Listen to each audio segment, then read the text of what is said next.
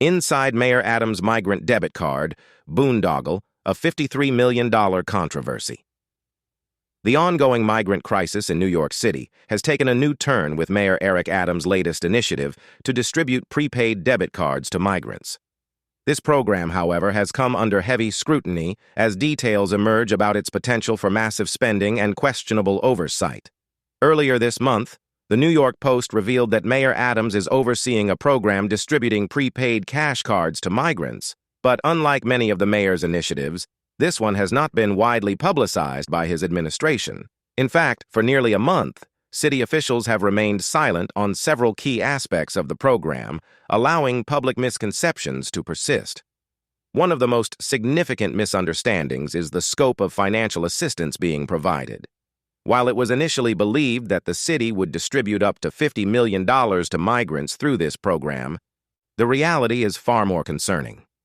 A closer look at the actual contract reveals that the program could expand far beyond this figure, with provisions allowing for spending upwards of $150 million, well beyond what the Housing Preservation and Development (HPD) department initially claimed would be allocated.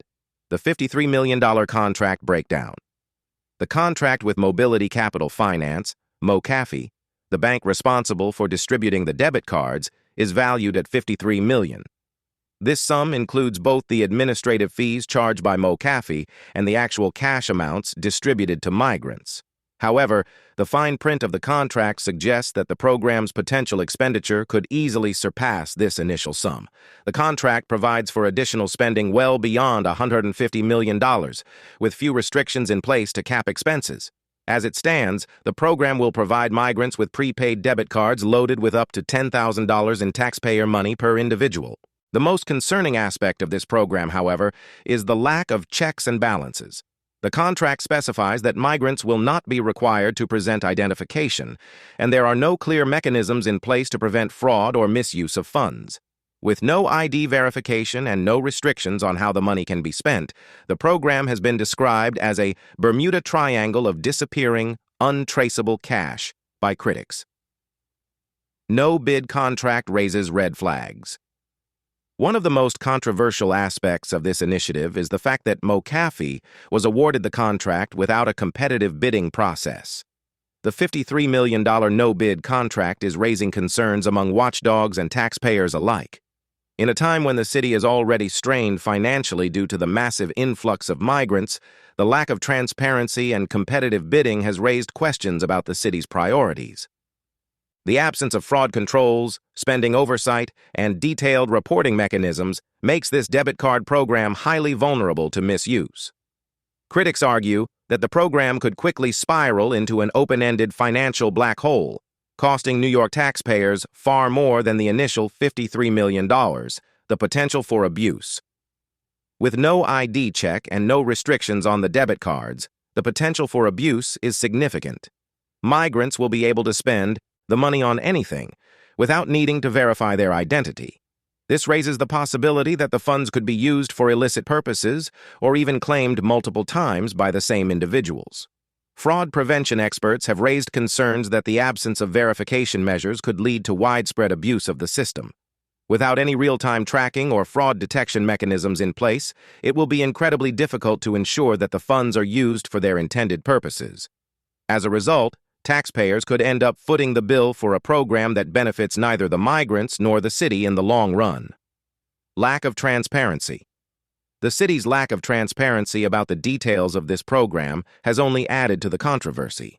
Mayor Adams has refrained from publicly discussing the specifics of the debit card initiative, and when pressed for information, the administration has been slow to clarify the scope and intentions of the project. This silence has led to widespread speculation and growing concerns among city residents, many of whom feel left in the dark about how their tax dollars are being spent.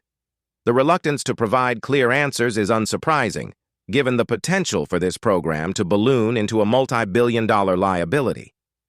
Critics argue that the mayor's administration is well aware of the risks, but has chosen to move forward with little oversight or public input. Federal and local financial strain. While the federal government has provided some financial assistance to help cities like New York manage the growing migrant population, the bulk of the costs are being shouldered by local governments. Mayor Adams has repeatedly called for more federal aid, citing the overwhelming strain on the city's resources.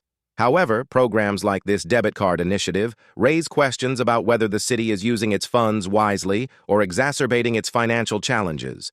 At a time when New York City is facing significant budget shortfalls and struggling to meet the needs of its residents, critics argue that spending millions of dollars on a poorly controlled migrant aid program is irresponsible. The debate over how to balance humanitarian assistance with fiscal responsibility is sure to intensify as more details about this program come to light.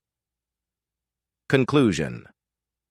The Migrant Debit Card program, introduced by Mayor Adams, is a controversial initiative that has sparked concerns about transparency, fiscal responsibility, and oversight. With a no-bid $53 million contract and provisions for spending over $150 million, the program risks becoming a financial burden on New York taxpayers.